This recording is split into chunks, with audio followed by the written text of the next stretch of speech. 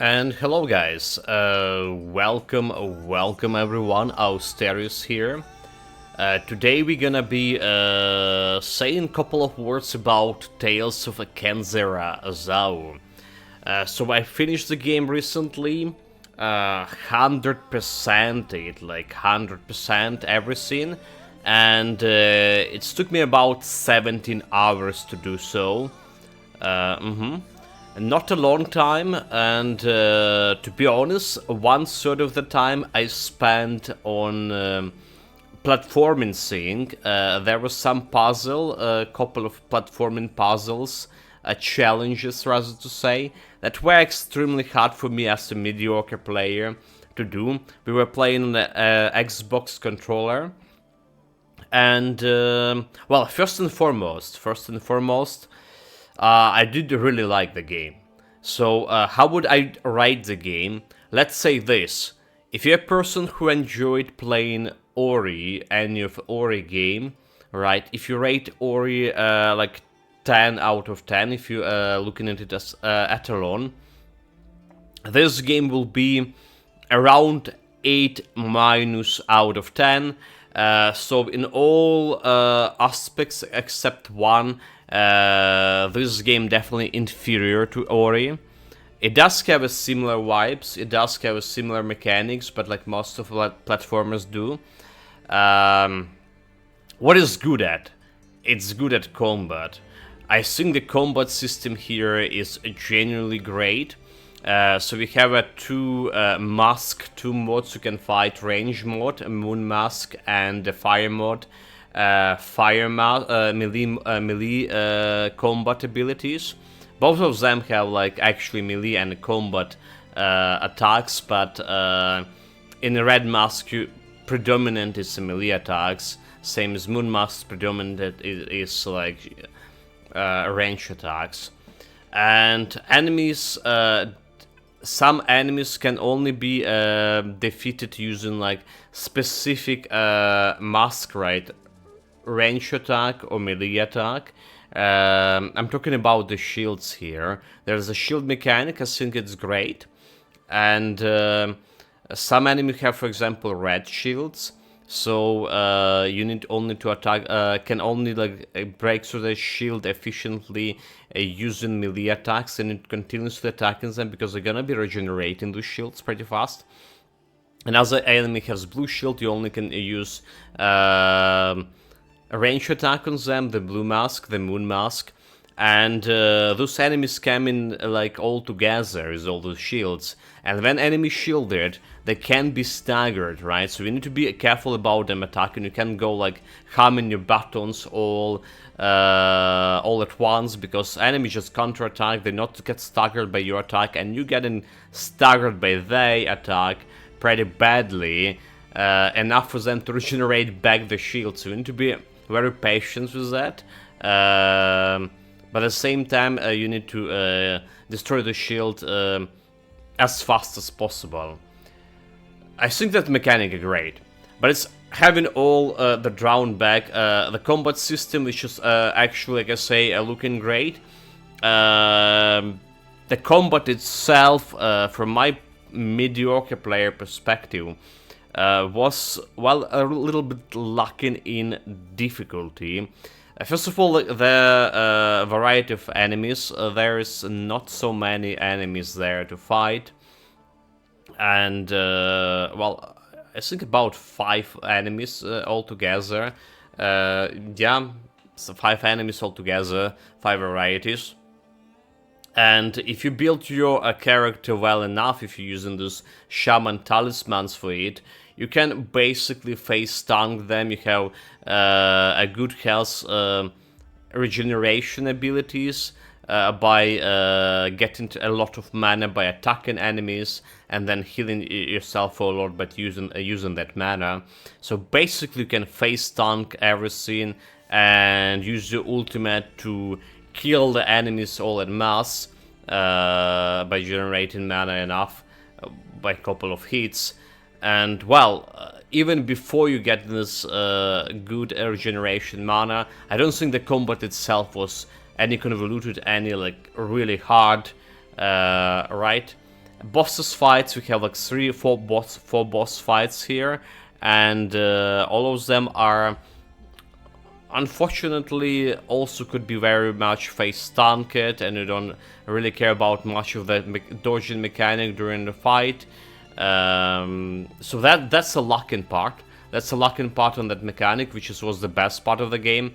Another bad thing that I didn't put a 10 out of 10 for this game, despite like it's been like very much Ori-like in all aspects. So what is not Ori-like? It's very short, first of all, right? People can do it in 10 hours, even less, depend what you want to do, how many percentage, right? 100% took me 70 hours.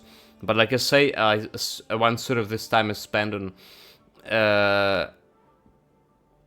platforming puzzles that was hard, especially for me.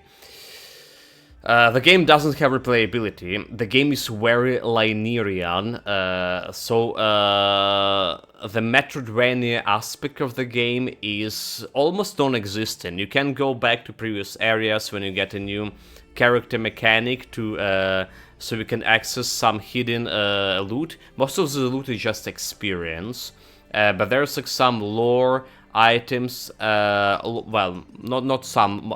Another part, if it's not experience, it's a lore item, complementing the story of the main hero, and that's about all the stuff you're gonna be going and finding in the Metroidvania thing.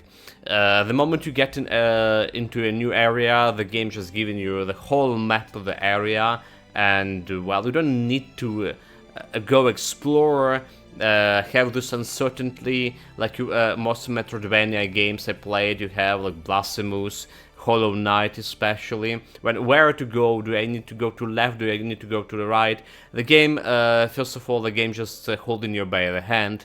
If you get into a crossroads, one of them will be closed, another one will be unlocked. I mean, I understand this approach because the developers want to highlight the story of the game, which is pretty decent, right? Maybe not everyone will be into it, because it's a story about loss and a story about acceptance of this loss and moving on, how to live through this loss, kind of thing, right? And they've done a very good job telling the story. We're talking with the god of death, like our companion is the god of death, Kalunga here, which is like there's some African mythology mixed in all this mix, which is kind of good because I'm fan of mythology as itself, and I don't think we have like many of these games who's actually concentrated on African mythology, right? We have a lot of Greek mythology, Scandinavian mythology, but yeah. So there's some balance, the dialogues between main character and the God of Death. It's remind me a lot of a Hades game, actually. Alright, it's kind of like same art style, kind of same feeling. Maybe less like, you know, on the comedy, because, well, obviously it's a serious story. A story about loss. So I was greatly enjoying that. But like I say, Metroidvania element, and the overall shot of, well, the length of the game, replayability itself, which just like I say, don't exist. And at the end of the game, I had all the skills unlocked. The game has a kind of primitive skill tree, which is giving you like a new combat moves along the way. I have all of this unlocked and have still 5 skill points I can spend elsewhere, but I didn't have like any skill to spend on them anymore. So definitely you can go like just like moon style or fire style one playthrough, and because the game is like linearian, it's one and done deal, which is also kind of putting it down on my rating scale. What else to sell? The art style is beautiful, right? Sometimes, like, because of they make it's a 2D game, but they make like scenery 3D wise, and I was like, have a trouble with at the beginning of the game. I just want to go and explore some area behind the horizon, but I realized that I can move only like in 2 dimension, right? And that was putting like a lot of, you know, mental stress on me. But this area looked like I can go like on that platform down there, like behind the horizon, but it's not. The scenery was really good. You can hate the art style, however. It's but if you played the recent Prince of Persia platformer, people saying it's very similar to that, and I didn't, so can't say much about that. That's about all about our short point. I do recommend the game as well, despite all these negative points, right? It's something to experience. It's something worth to experience, for sure. Thank you guys for watching, thank you guys for joining me today. Take care of yourself, stay safe, whatever you're doing, have fun with it. And I would appreciate it greatly if you put a follower or on a YouTube channel down there. It's gonna help us develop more kind of content and better quality of content in the future. So thank you very much again for supporting us. See you next time. Austeris out.